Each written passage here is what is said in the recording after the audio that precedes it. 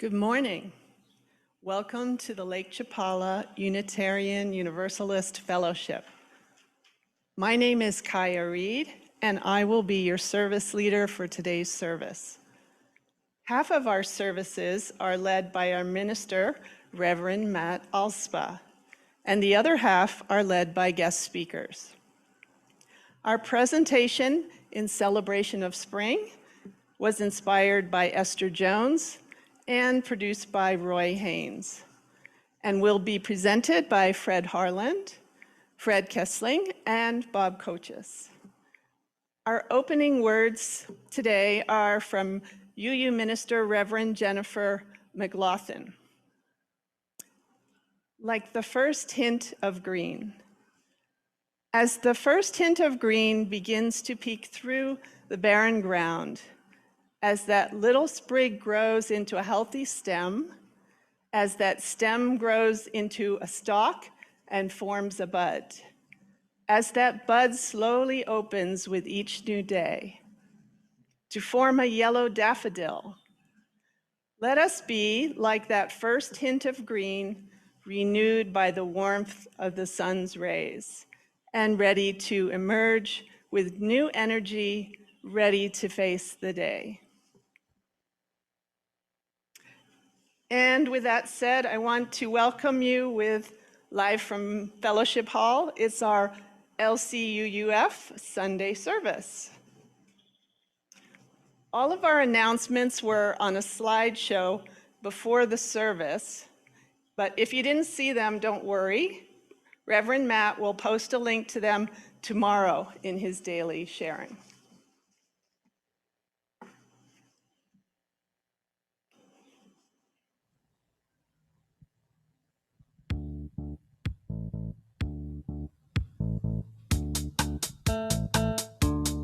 I can see clearly now the rain is gone. I can see all obstacles in my way. Gone are the dark clouds that had me blind. It's gonna be a bright, bright, bright, sunshiny day.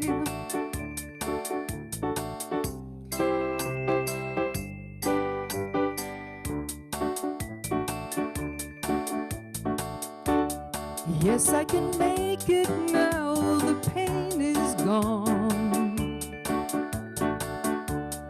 All of the bad feelings have disappeared. Here is that rainbow I've been waiting for. It's gonna be a bright, bright, bright, sunshiny day. Look all around, there's nothing but blue skies. Look straight ahead, there's nothing but blue skies.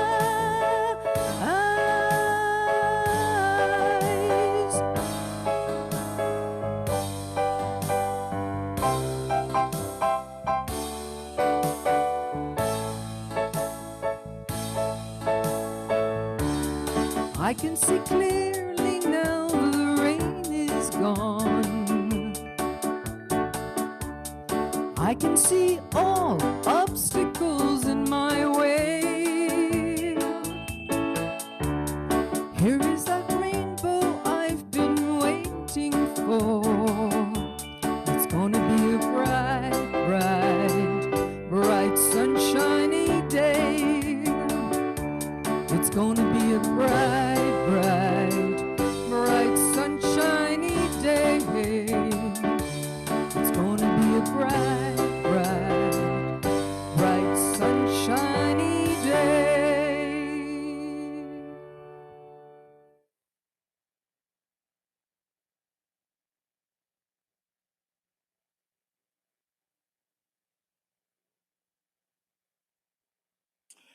We join over 1,000 UU congregations around the world in lighting the chalice as we begin our service. We light our chalice today with these words from Kate McVie. Around us, light is returning. It rekindles the spirit of life in the skeleton trees. It brings forth new shoots from the soil. It wakes us from our winter slumber and invites us to see what lies beyond. We light this chalice in the spirit of the earth awakening and the reaffirming commitment to the value of our home. Please light your chalice.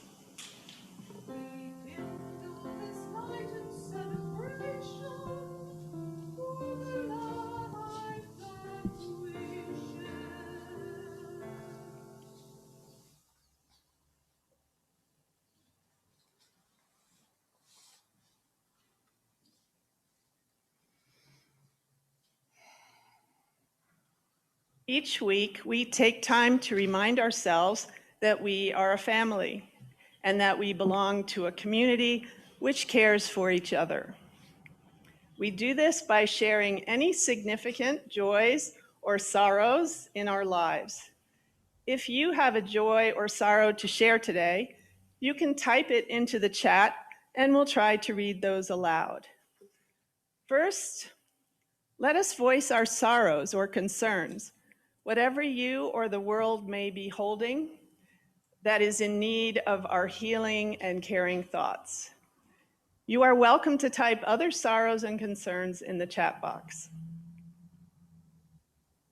We have a sorrow from Lou and Trudy Crippen. They share their condolences with Marshall and Joshua Krantz. Marshall's wife, our good friend Leah, passed away last week.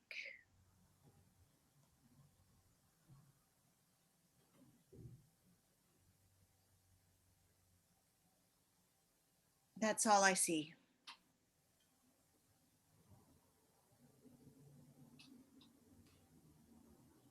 Now let us recall the joys, whatever you may be celebrating, whatever evokes a feeling of joy or peace for yourself or others. You are welcome to type other joys in the chat box. We have a joy from Liz Mulder who says, beautiful music and art to begin the service. Your hard work and creativity is much appreciated and enjoyed. We have a joy from Kathy Koches who says, we have a joy that we got our first vaccine shot, as did many of our fellow UUs.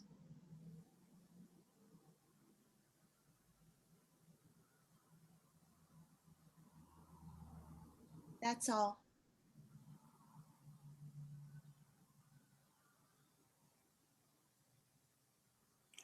Okay, thank you. We now light our care candle to represent those sorrows that are too raw or too difficult for us to share aloud. So many of us have had losses, partners, children, grandchildren, losses that remain present with us every day. So many of us have burdens, anger, fear, and frustration. All of those things that weigh heavily on our hearts. We will light this candle for all those unspoken sorrows.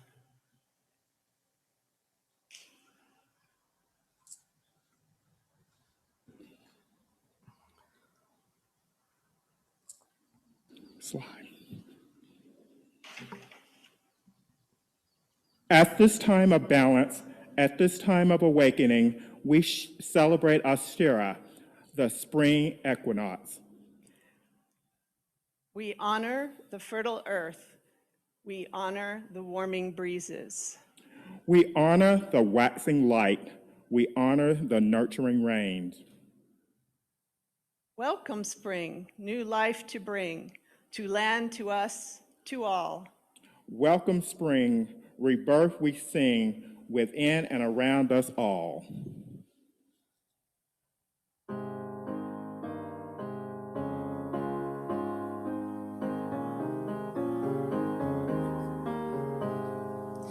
Lo, the earth awakes again, hallelujah, from the winter's bond and pain, hallelujah. Bring we leaf and flower and spray, hallelujah, to adorn this happy day, hallelujah.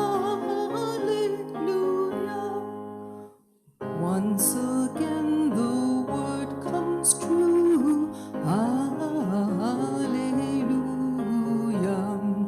All the earth shall be made new, hallelujah. Now the dark cold days are over, hallelujah. Spring and gladness are before, hallelujah. Change then mourning into praise, hallelujah. And for Deirdre's anthem raise, hallelujah. How our spirits soar and sing, hallelujah. How our hearts leap with the spring, hallelujah.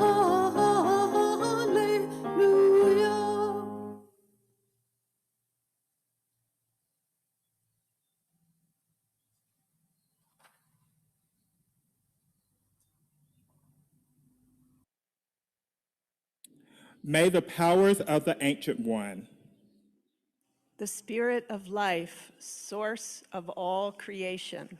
may the powers of the Goddess, bright Lady of the Moon, And the God-horned hunter of the sun. may the power of the guardian spirits, Rulers of the elemental realms. may the powers of the stars above and the earth below bless this time, this place, and all who gather here.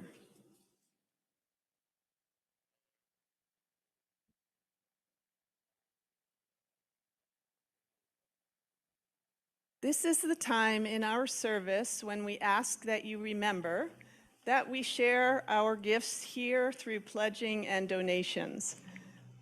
We are not meeting in person now, but our connections to each other and our contributions to the community continue. Instructions for payments to the fellowship are on a slide during the announcements every week. And while you are considering your gifts to the fellowship, remember that each month, LCUUF donates 5,000 pesos or more to an organization providing food aid in our lakeside community. For the month of March, the recipient is Operation Feed San Juan Cosala. Operation Feed San Juan Cosala has been serving the villagers there for over 30 years. It is a community-based charity that receives no funding from the local, state, or federal governments of Mexico. All donations go directly to people through the organization's initiatives. When you pay your pledge, please add something for Share the Basket. as you used to place pesos in our physical basket. You can donate in the same way that you pay your pledge, but please donate, share the basket separately, or indicate what part of your donation is for Share the Basket. Your offerings are gratefully received.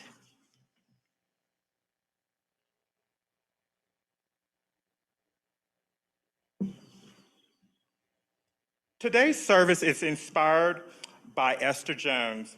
Even though she is not presenting here today, we are honoring her through this presentation.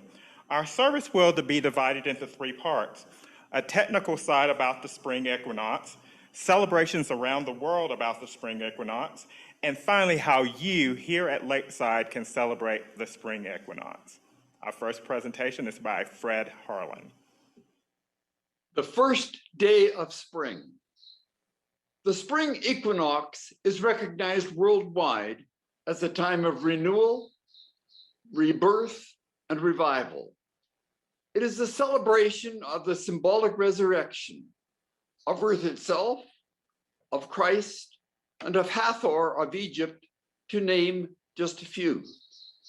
The spring equinox occurred yesterday, Saturday, March the 20th at 5:37 a.m. Eastern Daylight Time. This event marks the astronomical first day of spring for the Northern Hemisphere. In the Northern Hemisphere, the March equinox, also known as spring equinox or vernal equinox, occurs when the sun crosses the equator heading north through the sky. This event marks the start of spring in the northern half of the globe. After this date, the Northern Hemisphere begins to be tilted more toward the sun, resulting in greater daylight hours and warming temperatures. We are accustomed to associating the beginning of spring with the vernal equinox. But in the Southern Hemisphere, it's the opposite. In sites like Machu Picchu in Peru, the vernal equinox marks the start of autumn, as the Southern Hemisphere begins to tilt away from the sun. The vernal equinox falls somewhere between March 19th and March 22nd.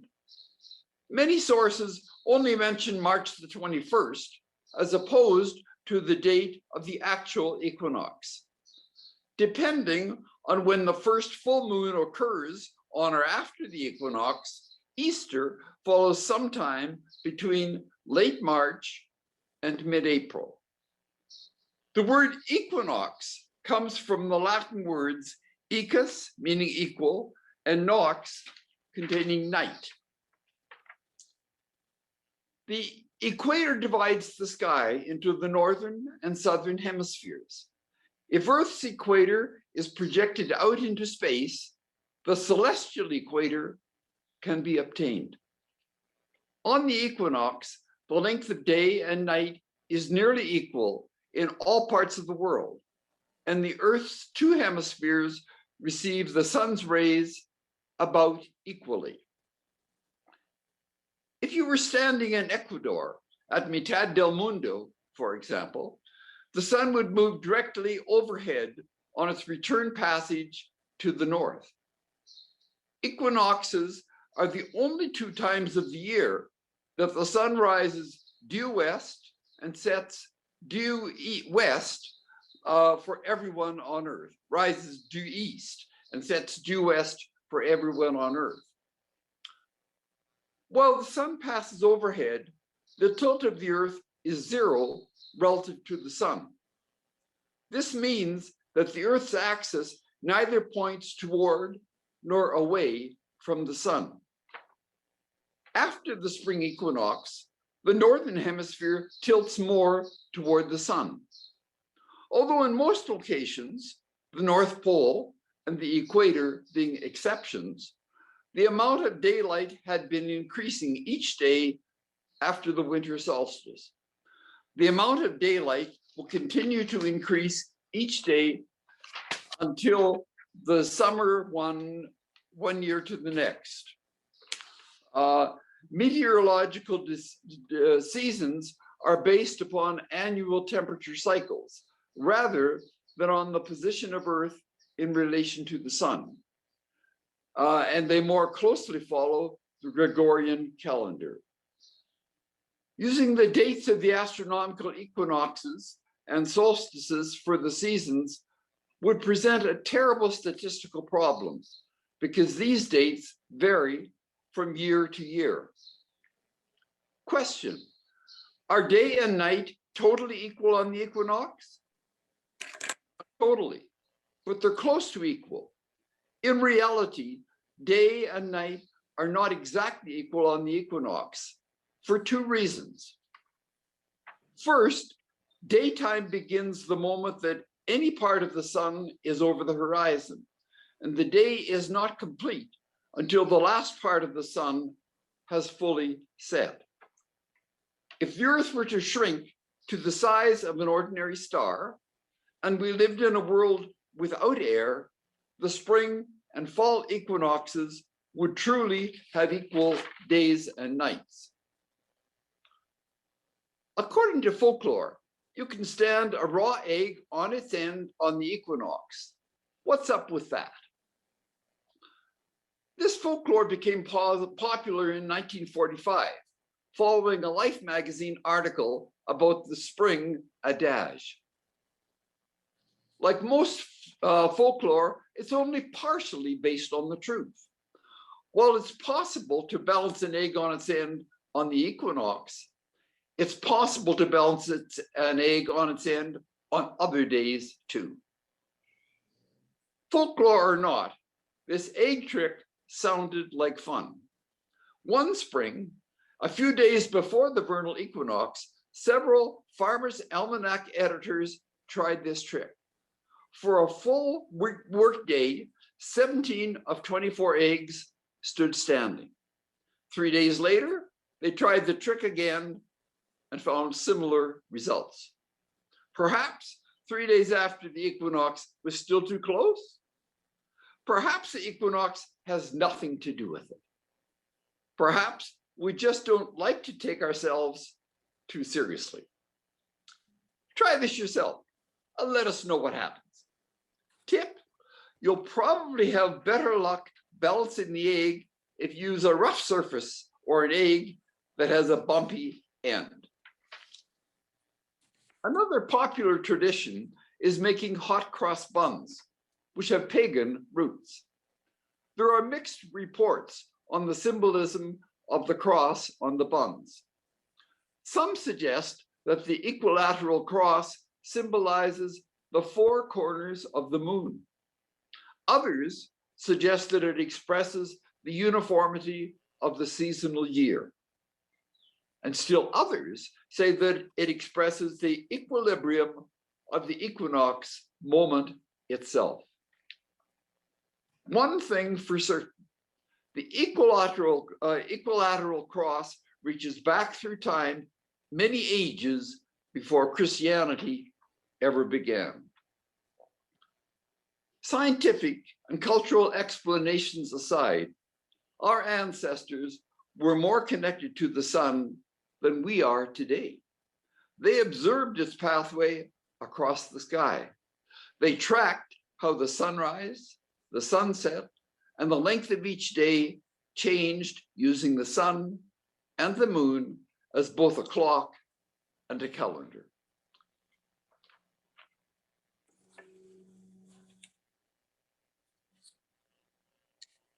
Throughout history, humans have built structures, used ancient sites, and created events oriented to take symbolic advantage of equinoxes and solstices.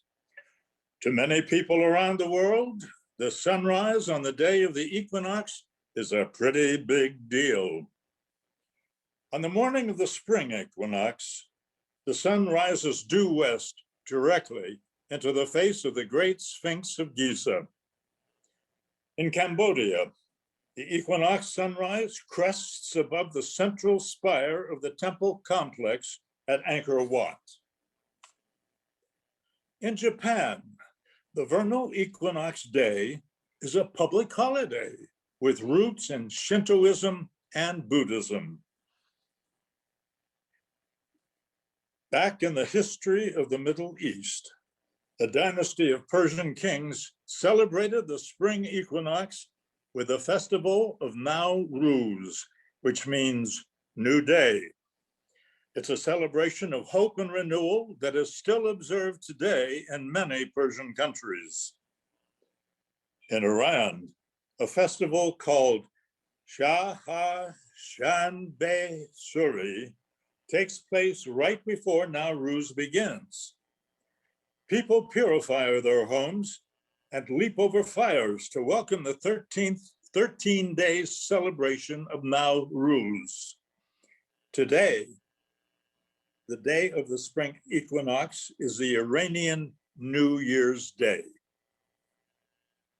In ancient Rome, the followers of Cybele believed that their goddess had a consort who was born virgin via a virgin birth.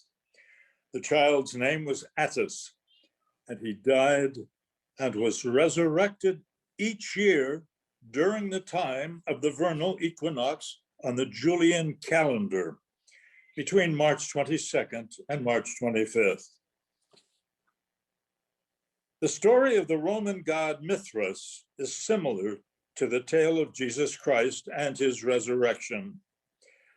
Born at the winter solstice and resurrected in the spring, Mithras helped his followers ascend to the realm of light after death. In one legend, Mithras, who was popular among members of the Roman military, was ordered by the sun to sacrifice a white bull.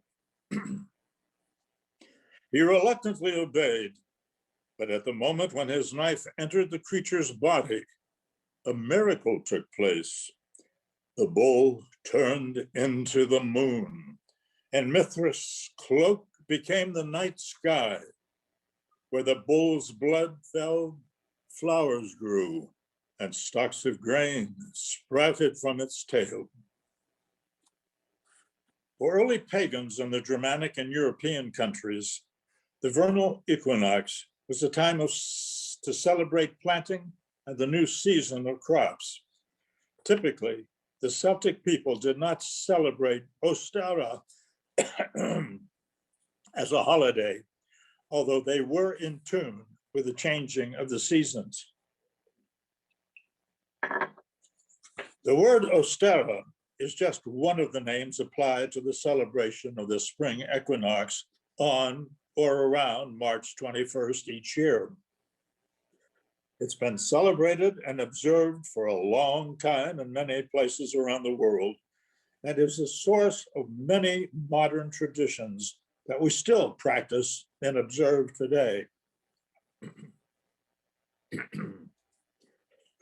Ostara was considered to be the mythological hare-headed goddess of rabbits and birds. Whether Ostara herself is hare-headed or her attendants are hares, she is strongly associated with the hare, and later its cousin, the rabbit, for obvious reasons. A popular myth says that children of the time presented eggs to the goddess as a gift in return for her bringing the spring.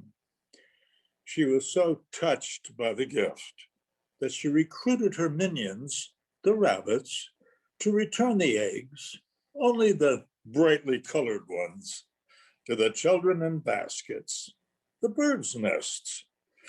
This is where the tradition of delivering eggs to children comes from. Eggs also represent fertility and the promise of a new life. In ancient times, while dyeing the eggs, women and children would think carefully on their hopes and wishes for the coming year.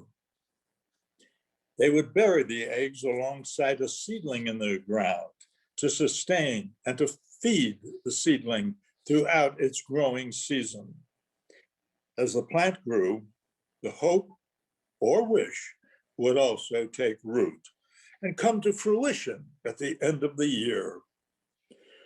It has been reported that through the influence of Christianity, priests and bishops didn't approve of such a pagan practice. They encouraged the children to seek out and dig up the eggs. When the children would bring them back to the church, the clergy would pay them a small token for each egg collected. Hence, the Easter egg hunt was born. Not exactly the modern idea of the Easter bunny carrying a basket of dyed eggs portrayed in children's story books. But you see the connection. Humans have also used the equinox to set important dates. Each year, Christians set the date of Easter as the first Sunday after the first full moon following the spring equinox.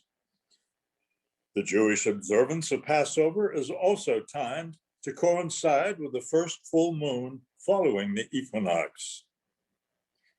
The indigenous Mayan people in Central America have celebrated a spring equinox festival for 10 centuries. One of the most famous ancient spring equinox celebration was, and still is, at the holy city of Itza, the Itza people, known as Chichen Itza. The Mayans built a huge pyramid there around the year 1000. Chichen Itza means at the mouth of the Itza well. It was the political and cultural center for the Mayan people, located on the Yucatan Peninsula, 75 miles east of the city of Merida, the capital of Yucatan, Mexico. Yesterday, people gathered at the ruins of Chichen Itza to watch as the afternoon sun creates shadows that resemble a snake moving along the stairs of the 98-foot tall pyramid of Cúcula, also called El Castillo. Its 9-layer design is tied to the solar year. Its position catches light during the equinoxes, and it has a total of 365 stairs. On the spring equinox, the snake descends with the pyramid until it merges with a large serpent head sculpture at the base of the structure. While the Maya were skilled astronomers, it is unknown whether they specifically designed the pyramid to align with the equinox to create this visual effect. This has been recalled the return of the sun serpent since ancient times. Chichen Itza is now the second most visited site in Mexico and became one of the new 7 wonders of the modern world on July 7th, 2007. Whether you choose to celebrate the spring equinox or not, the earth reawakens to a burgeoning new season of life-giving, life-affirming gifts. As the sun becomes stronger, there is a sense of joyful abundance. With the end of the cold and the dark months, people have the chance to begin anew with the hope and promise of what a new day may bring.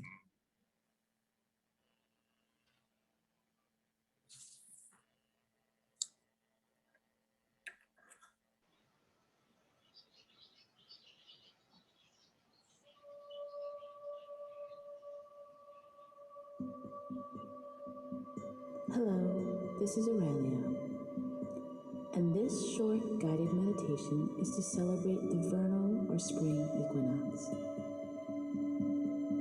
This day marks the entrance to the season of rebirth, renewal, and new growth. At the vernal equinox, the sun crosses the celestial equator on its way north along ecliptic. All over the world, days and nights are approximately equal. The name equinox comes from the Latin word which means equal night. I invite you to find a quiet area to close your eyes and focus on your breath.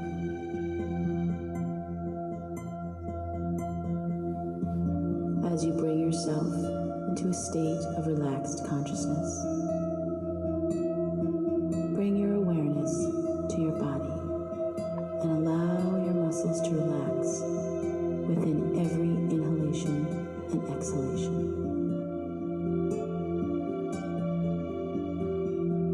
Create a loving intention for yourself of rebirth for this sacred time of year.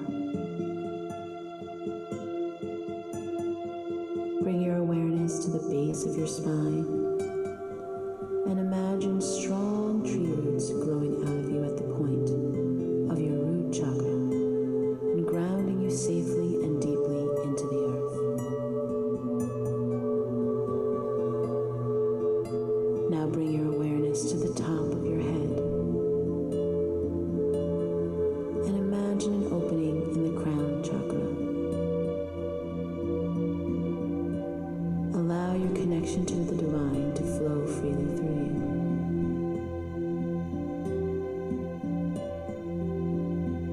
You might imagine white or purple light.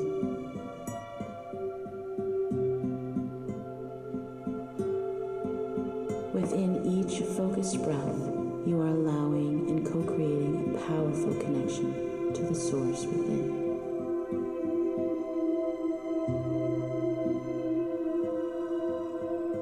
In your mind's eye, you see a garden with hardy and nutrient soil. You are invited to plant your intentions, your dreams, your desires, the creative manifestations you wish to attract into your life this year and over the next coming years. Imagine in the palm of your hands you have the seeds to plant and sow. Notice the beauty and the intricateness of each seed as they represent each one of your desired creations. Take a moment to infuse each seed with your love and gratitude and the acceptance that your desires are all for your highest good and for the good of the earth. Plant each seed perfectly into the ground with love and the utmost care and attention.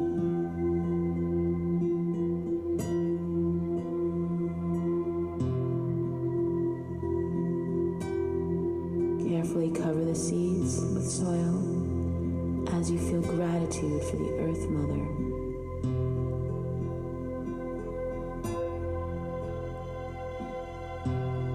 Bring your hands to your heart and breathe.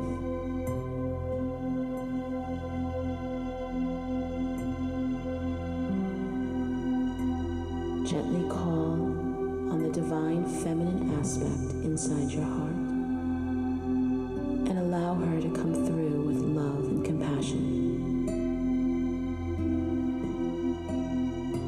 Divine feminine, just like the divine masculine, resides in the hearts of us all. She represents creativity, birth, compassion, and love. Allow her to fill you with her beauty and then infuse it into the garden of ideas and dreams.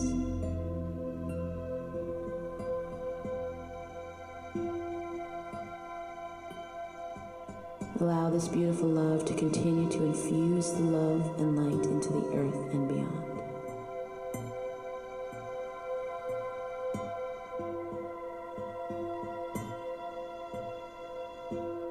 Silently repeat this in your mind. I walk the earth in friendship, not in dominance. Instill within me, through this planting and growth, a warmth for all living things. Teach me to have deep reverence for the earth and all its treasures. May I never forget. for joining me on this journey. I send you all my love and light for the new spring ahead.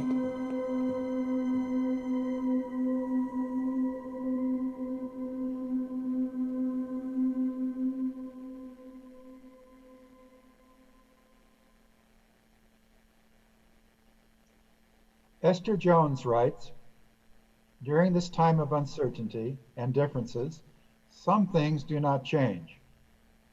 On March 20th, 2021, the spring equinox came and brought us the perfect balance of night and day.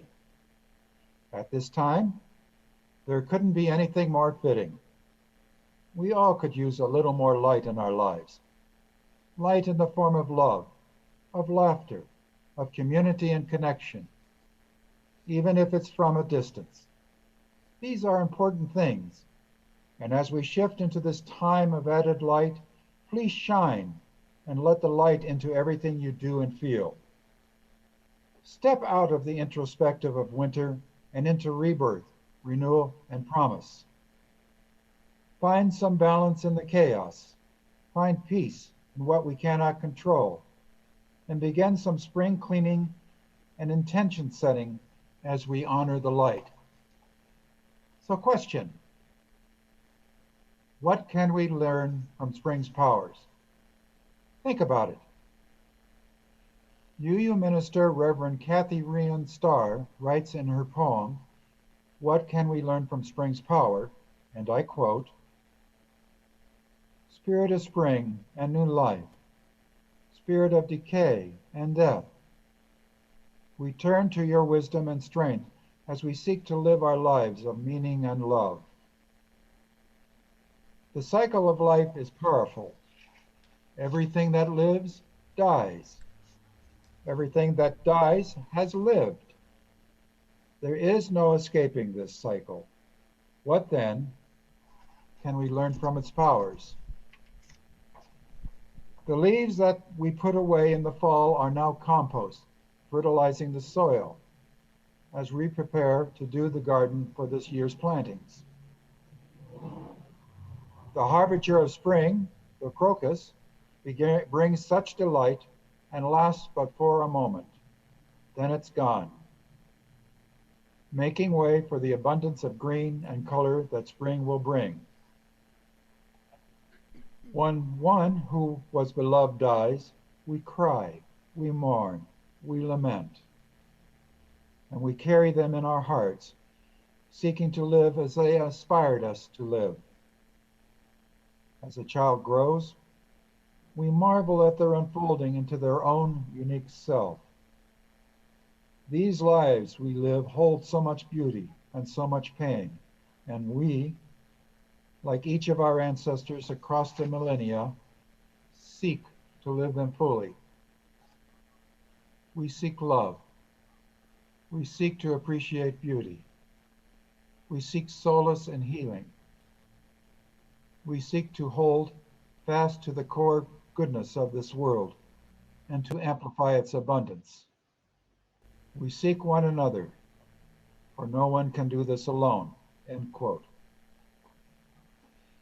Many modern pagans mark Ostara as the time of renewal and rebirth. Take some time to celebrate the new life that surrounds you in nature. Walk in a park, lay in the grass, hike through a forest. As you do so, observe all the new things beginning around you, plants, flowers, insects, birds.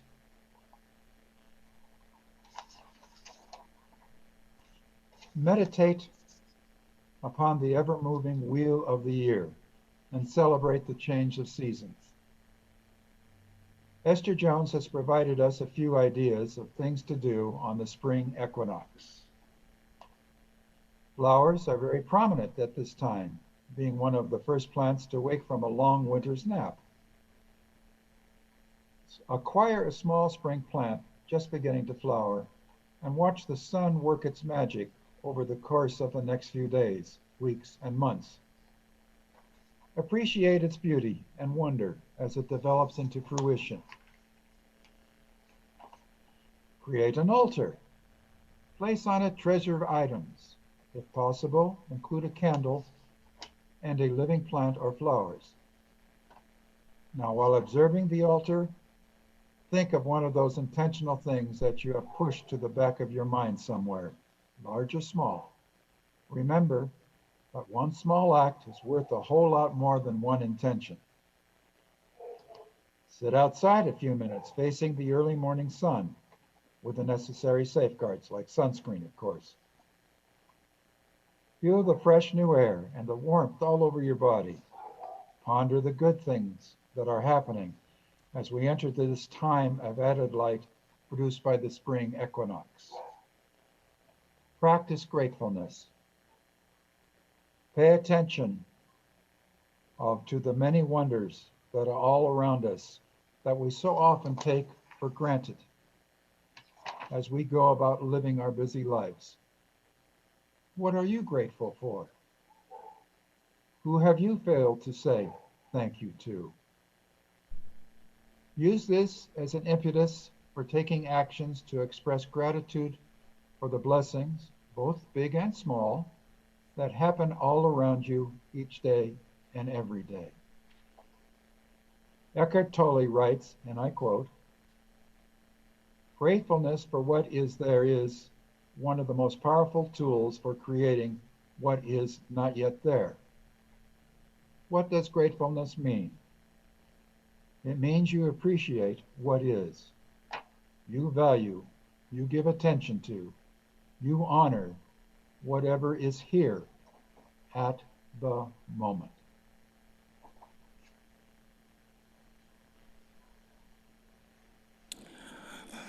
Let us extinguish our chalices with these words that we read together. We extinguish this flame, but not the light of truth, or the warmth of community, or the fire of commitment. These we keep in our hearts and share with all the world.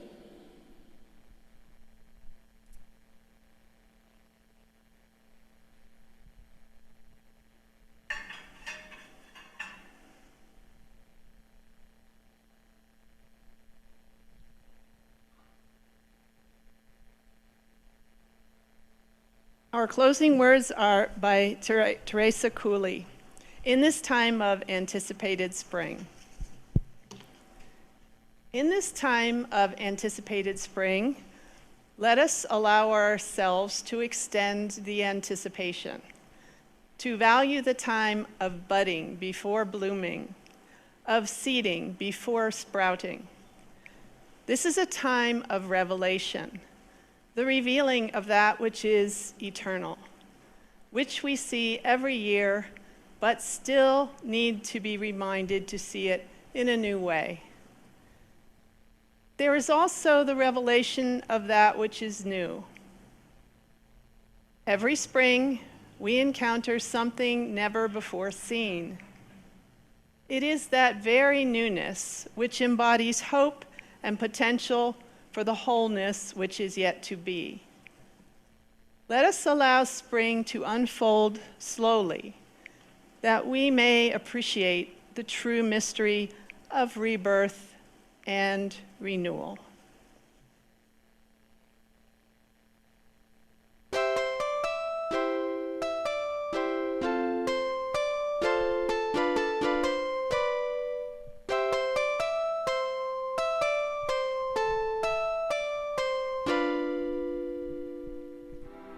Comes the sun, doo-doo-doo-doo. Here comes the sun, and I said, it's alright.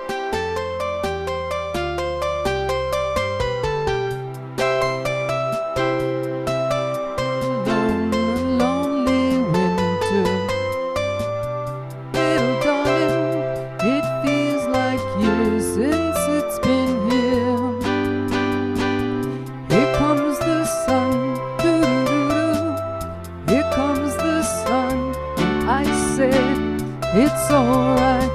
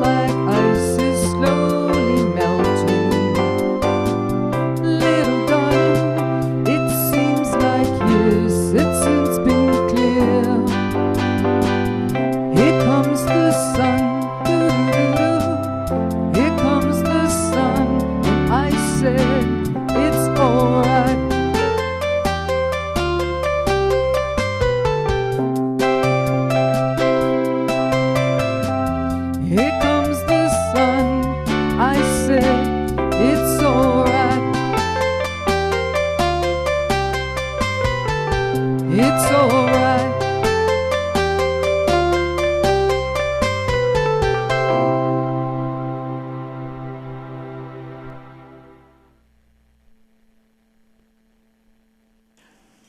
It's now time for discussion. Please stay around if you like for our discussion. We will start with small groups of about 8, and you can turn on your cameras and unmute yourselves now.